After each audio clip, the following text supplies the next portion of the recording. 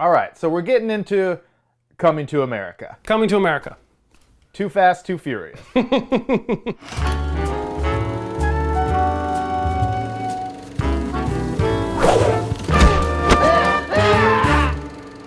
No, but before we get into what we think of this film, I think we should set what our own expectations were going in. Okay. So I'll just say as briefly as possible, I love the original Coming to America. I've said this to you. I think it probably is the greatest comedy of all time. In my opinion, I love it. I'm offended on behalf of everyone in the world who has to watch this show and see you talk about your love of comedy and you put movies like Anchorman and 500 Days of Summer above it on your top 10 list. Coming to America is the best comedy ever. Love Eddie Murphy. The stretch in the 80s is phenomenal. I don't like white people. I hate rednecks. You people are rednecks. Little white dude walked up and said, "This your bag?" I said, "Yeah, it's my fucking bag." Why, motherfucker? A black man can't have a suitcase? It was the Dukes. It was the Dukes. The chief ain't true it all out. You still got a little ass there. Don't fuck with me, Axel. Hey, Paisan, you going in to see Rocky right now? Yeah, great fucking movie. So I love that movie more than anything, and I know you like it a lot. Don't downplay it. I love this movie. As eagle-eyed viewers, get the end of my McDowell's t-shirt. Yeah. I love this film, and I also too love Not this film. The first version. You're correct. Sorry. Well, spoiler. Maybe who knows? Who knows how I feel? Stick around for how I really feel about this Coming to America. But Coming to America, the original. I agree. I think it is a top 5 comedy, best comedy of all time. I really do. I've loved this film for quite some time. I think it is a good film, and I think it is a great comedy, like a once in a generation type comedy film. So I can't heap enough praise on the original version of this film. Yeah. So that said, I will ask you how you felt knowing that a sequel was coming now, whatever, 30 years later at least. Was it 25, 26 I think years it's later? closer to 30. I don't know. It's yeah. Got to be closer to 30. I don't know the official. Yeah, we do a lot of research for this show. And basic math. Our strong suits, research and basic math. Yeah.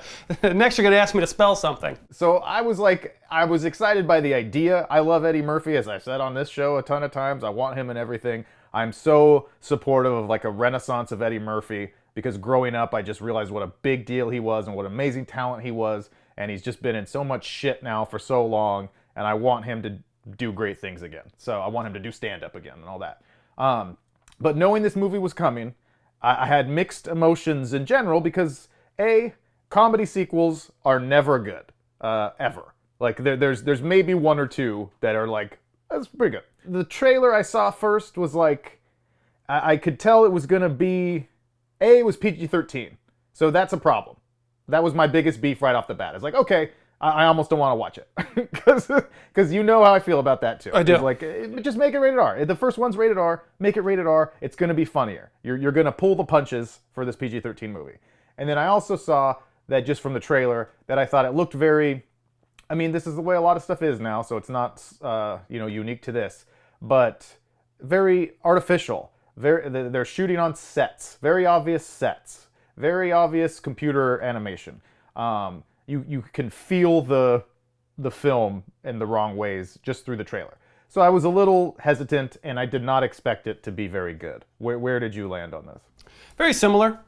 Very similar. I did not have high hopes, not because I don't believe in Eddie Murphy or the cast and crew of this film. I just thought, from the track record of comedies, as you mentioned before, especially 30 years later, it's hard to capture that magic. Comedies, more so than any genre, are really products of their time.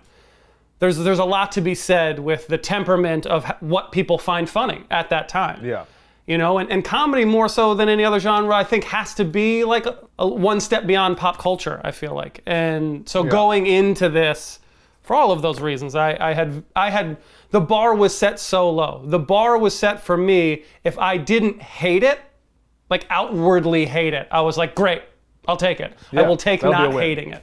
Before we get into the details, nuts and bolts, high level. The fans wanting to know, they've stuck around. Good 5 minutes at this point. What do you think of the film? It's probably a little better than I expected, but I don't think it's very good. It's not a very good movie. It pains me to say, but it's like fine. You know what I mean? Like, because it's fine. It's not the kind of movie that I want to over dissect in terms of a lot of things, because it's not. I don't think it's trying to be like that. Would annoy me more. Like if you watched the movie and you could tell that the movie thought it was really amazing and thought it was really like landing everything and sticking like I think the movie knows that it's just kind of a fun reunion, and it's a lot of crowd service, and just hey, yeah, look at this is fun. So whatever, man. Like there's parts I laughed out loud a few times, and we could specify some of that, but yeah, all in all, I agree 100%. It's not a good film, and I don't think anyone going into it should expect it to be like, this is a really good film. And I think mainly the reason for that, I did want to mention, because it's PG. The fact 13. Or 13, yeah, because they dropped it down from an R. I think even from that point, I think you knew like the film was kind of coming second. Yeah. This just wasn't going to really be a ground. It's not the intention. It's not the intention to make a great film, which is probably weird to say. Weird to say, it has to be rated R to be great, but you're trying to widen the audience by making it PG-13. Yeah. So you're just trying to make something that's gonna check boxes. And have a good time. So I thought the film achieved its goal. If I'm correct in that assumption, that they're like, we're gonna put the film kind of on a back burner level, and we're gonna have fun, laughter, and celebrating really just comedy icons. We're going to celebrate comedy icons. We're going to celebrate black excellence and black royalty. Like we're going to celebrate. This is going to be a little bit of a celebration. I think the film achieved those goals. Yeah. I think the film did a good job at executing that. It was fun. I thought it was entertaining. I was like entertained by it. And if you're a fan of the first film, I think they did a lot of nice things around the callbacks. There was a lot of fun callbacks, I thought. It captured a little nostalgia. It felt current in a lot of ways, but while looking back, it was a fun celebration. I love seeing Eddie Murphy on screen. I just love seeing him being active again in a role I love him in. I love seeing Arsenio Hall. I absolutely adore Wesley Snipes. I thought he was fantastic in this from like just a fun presence, comedic standpoint. Like everybody was good in the ways that you thought they would be good. So I enjoyed it from that standpoint. But again, not a good film. Yeah, I agree with all that. The performances almost across the board, were really, really good. Yeah. And it's just happy to see Eddie Murphy doing something that he's clearly enjoying. Yeah. Like you can tell they were all having a good time. And like, I don't know, these people in your life, these characters in your life that we've known for so long, and that someone like Eddie Murphy and really James Earl Jones and John Amos and these kind of guys who you're just like, you have a relationship with in your brain, and you want to see them happy. So it's nice to see after watching Eddie Murphy for a couple decades, mostly sludge that I feel like his heart's not even in most of the time. Yeah. Doing this for a paycheck, kind of, you can see it almost in certain respects. Yeah, it's like this was. I love just watching the outtakes at the end where they're laughing with each other. It's just like, that's good. I was gonna say, I'm glad you're having a good time making movies again, and I hope you continue to. I'll also say this about the film. Watching it at home with my wife last night, this film, more than any other film, more than Tenet, more than Wonder Woman, more than any of the other bigger films that came out, made me wish I could watch this in theaters. That's really the thing that I thought the most when it was over, after it kind of settled in. I can't imagine how much more fun this film would have been opening night, packed house of people who love coming to America. Because it felt like an event. Because there's so many cameos, there's so many reprisals of roles, of just seeing faces of people you love or maybe grew up with, and it had a little bit for everybody in terms of, that general audience. And I could imagine an opening night of this film being just an awesome, awesome time. I could feel it in my house. And just saying, like, if we were in the theater and just, I could feel it could be rocking, like opening night, opening weekend. Yeah. And that made me miss, that made me sad. It made me sad at the end. I was like, fuck, this could have been better. It could have been a better film because of the experience.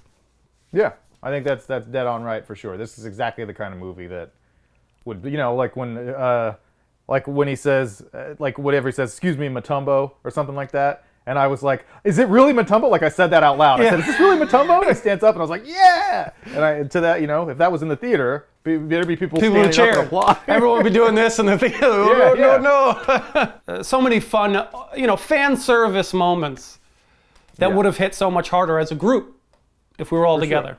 Is there anything you didn't care about this film? Anything you didn't like? What are some of the things that sort of stuck out to you? Oh, there's plenty I didn't like. How much time do you have? Yeah, it's tough. No, again, I'm not going to try to nitpick it to death because, like I said, it's not trying to be some grand thing. It's a look in at our friends. So that's fine. I don't take it too seriously. I did really like it for the first, I don't know, 15 or 20 minutes maybe, 25 minutes. Like the first part, I was like, this is pretty good. Like, I don't want to get too excited, but like, and it doesn't mean everything's perfect. Yeah. But I was like, this is about what I would expect. Yeah. And I started to think it's really solidly constructed. Like, if nothing else, it's setting up the story right. We're getting little sprinkles of old things that we like. Like, I liked everything with James Earl Jones. I think it's amazing that he's still alive and that he's in this film is really amazing. I thought he was really funny. All his threats, like where he's screaming at Simi to be like, just kill him, like just that stuff. Yeah. That was like really funny. Yeah. And his funeral scene was hilarious. It was all the way up through his funeral scene, and even as they were first getting to New York, because I thought the old guys in the barbershop, who obviously would all be dead by now, but we're not going to nitpick that to death. Yeah. They all haven't aged a day. Yeah, It's not one amazing. day. Yeah. All through that, I thought that was really funny. And so it was really funny to me, I don't even know, for the first act. Where does it lose you then? It kind of loses me when they take the son back to Zamunda. Even meeting the son is fine.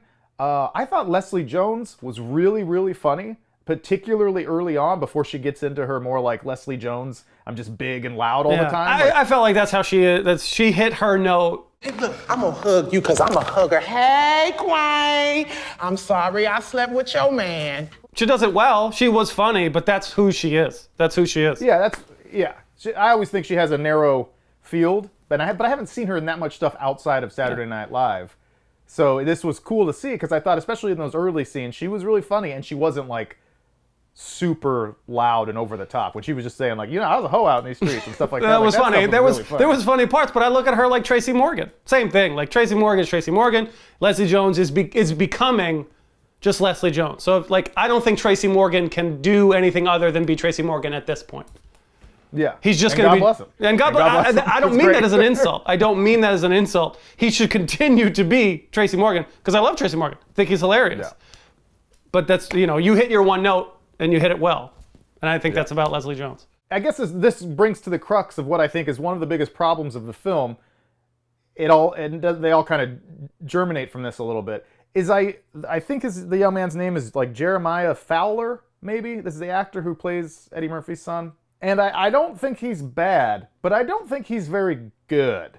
And I think that's partly performance-wise, and then I think it's partly to a point that we talked about in several episodes, but about comedies. I think just recently, an episode that hasn't been released yet, in Kingpin, where we talk about that character to me needs to be more of just like a straight character. For the emotional parts of the film to really hit, he can't also be having all his little comedic moments. Like, I think that character felt really uneven to me, and his performance felt kind of uneven. And so from the minute that it becomes really focused on him, that's when the film kind of starts to lose me, as a general statement. Maybe. I disagree. I kind of, like, my gut says I disagree, because...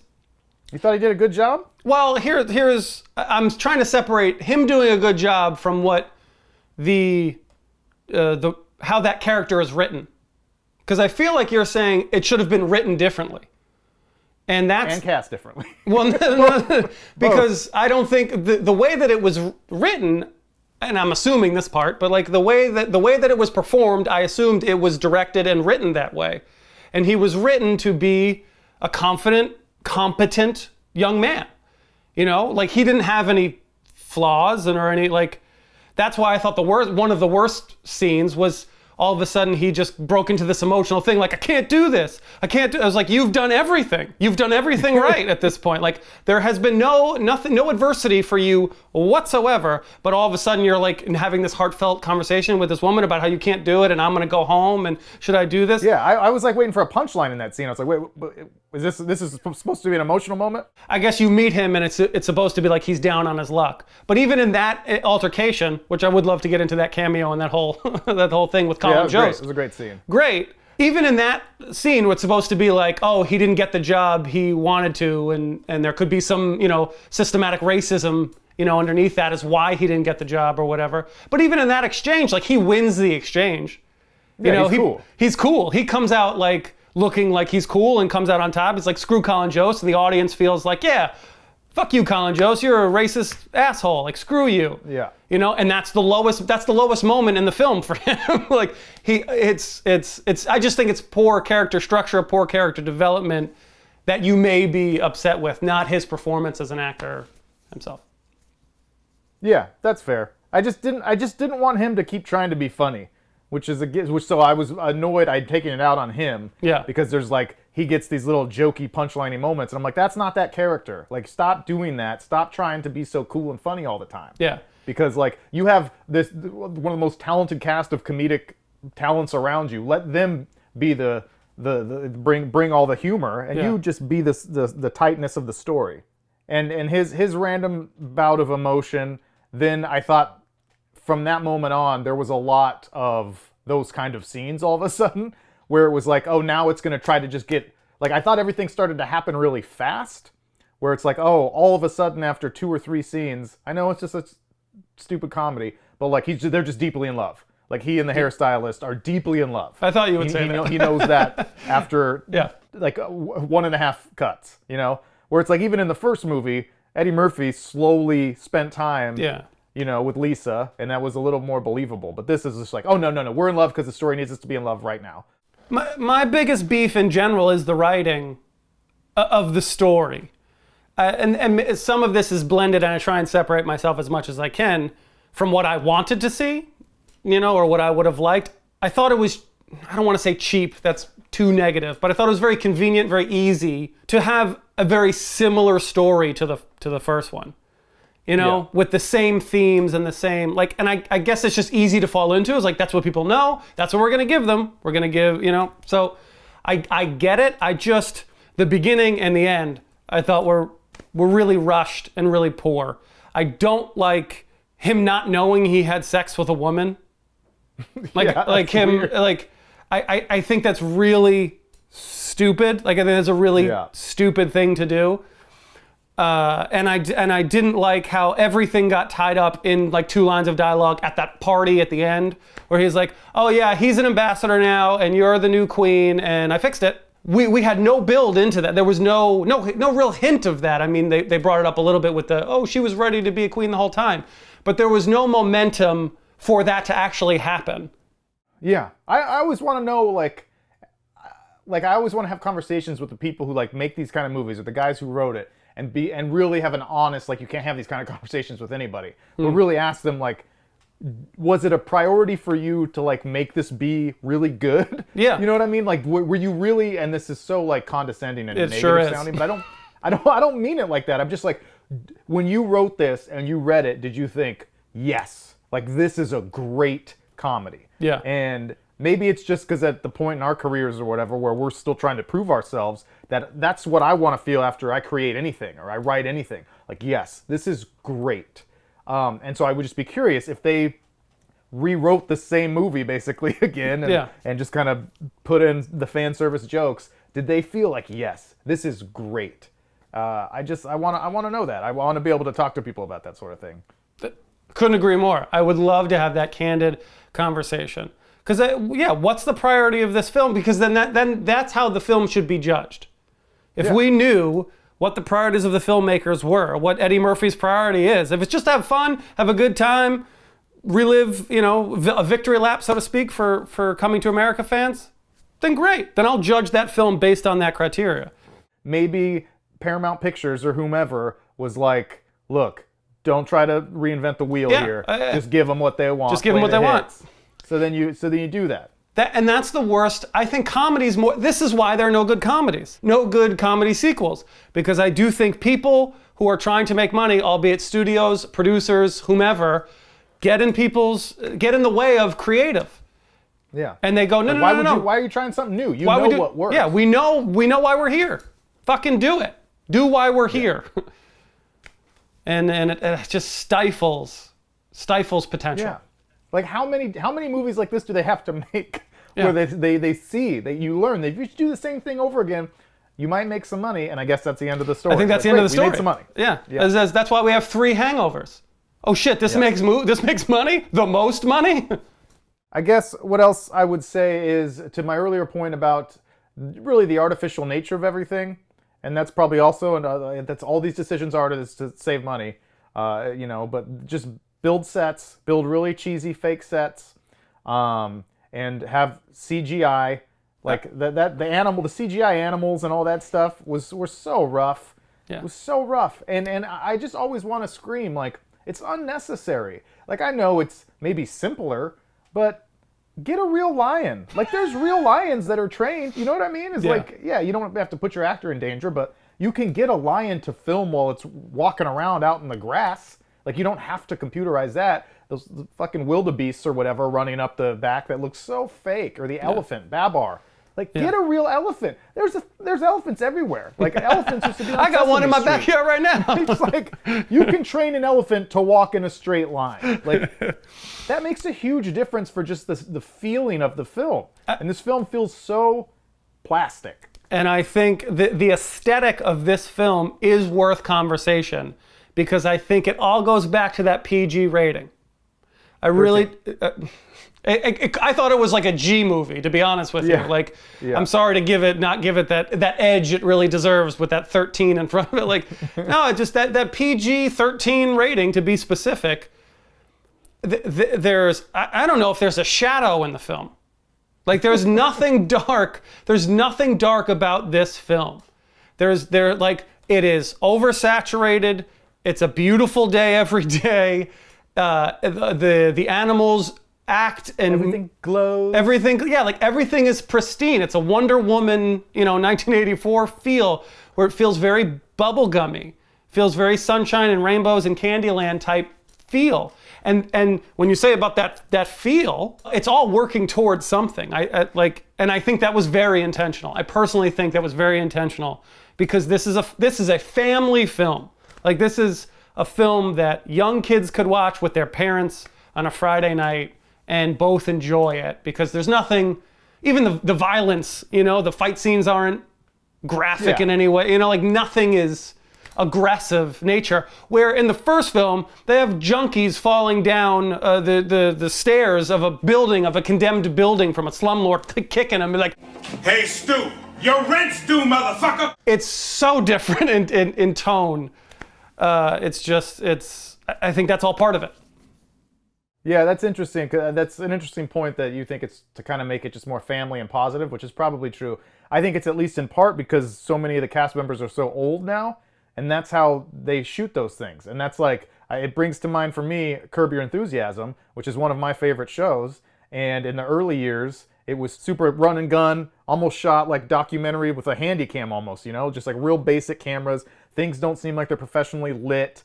But now in the most recent seasons, it's this really polished. Everyone has just got makeup caked on, and everybody's got that glow. And it's like, that's not this show. Like, we know you guys are 70 years old. Like, we know what you look like. You don't have to try to smooth out everything. Like, it's weird. It makes it feel less genuine. Yeah.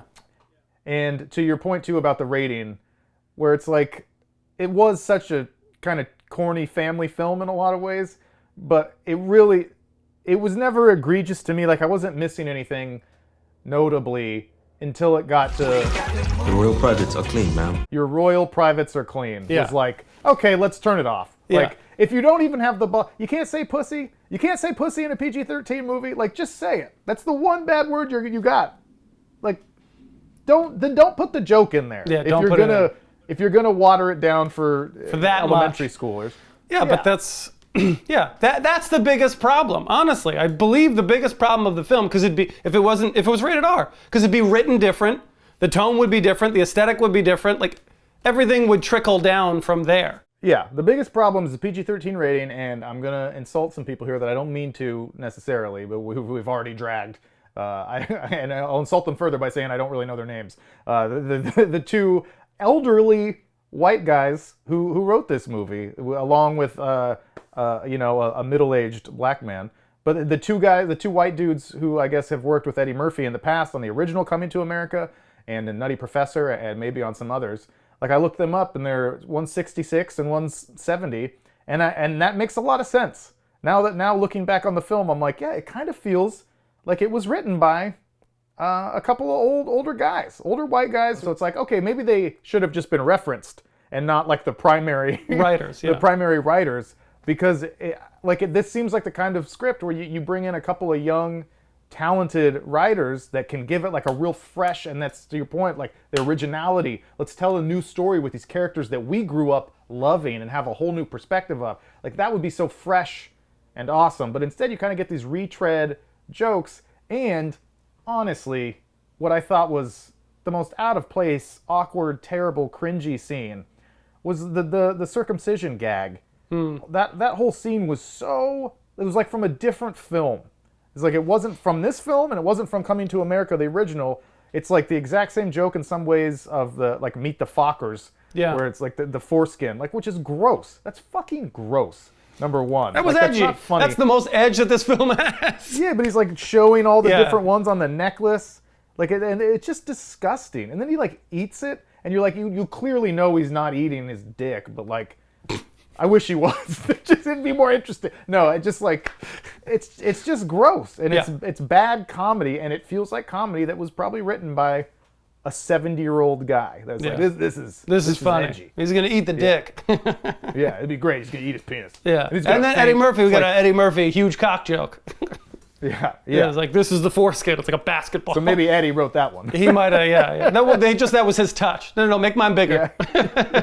Yeah. I don't mean to shit all over the film, because I just think that's probably what people will, the takeaway for this is if they're hearing it. Because there are some jokes that I really did laugh out loud at, and there's some fun moments. Overall, I think the film is enjoyable if you just don't expect it to be this big revelatory step in the Zumundan universe.